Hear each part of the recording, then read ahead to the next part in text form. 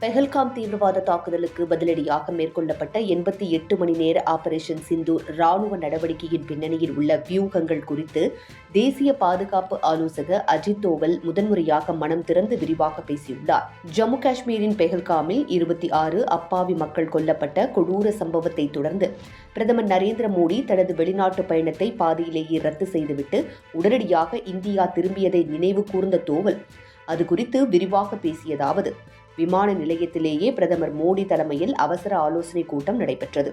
முதலில் அனைத்து கள நிலவரங்களையும் கேட்டறிந்த பிரதமர், அடுத்து என்னிடம் கேட்ட முதல் கேள்வி இதை செய்தது யார் என்பதுதான். அதனைத் தொடர்ந்து தீவிரவாதிகள் நிலத்தில் இருந்தாலும், ஆகாயத்தில் இருந்தாலும், பாதாளத்தில் ஒளிந்திருந்தாலும் அவர்களை துரத்திச் சென்று வேட்டையாடுங்கள், அவர்களை ஒருபோதும் மன்னிக்கக்கூடாது என்று பிரதமர் உறுதியுடன் உத்தரவிட்டார். நமது உளவு அமைப்புகள் ஆற்றிய மிக சிறப்பான பணியினால் தாக்குதலில் ஈடுபட்ட பயங்கரவாதிகளை குறுகிய காலத்தில் கண்டறிந்து மிக துல்லியமாக நடவடிக்கை எடுக்க முடிந்தது.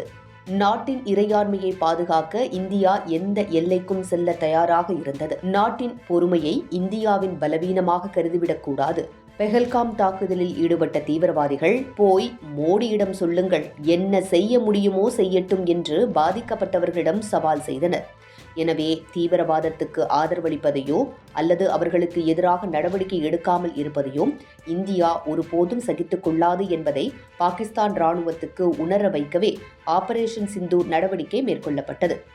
நாட்டின் இறையாண்மைக்கு பாதுகாக்க இந்தியா எந்த எல்லைக்கும் செல்ல தயாராக இருந்தது. கிடைத்த துல்லியமான உளவு தகவல்களின் அடிப்படையில் மே 7, 2025 அன்று ஆபரேஷன் சிந்தூர் தொடங்கப்பட்டது.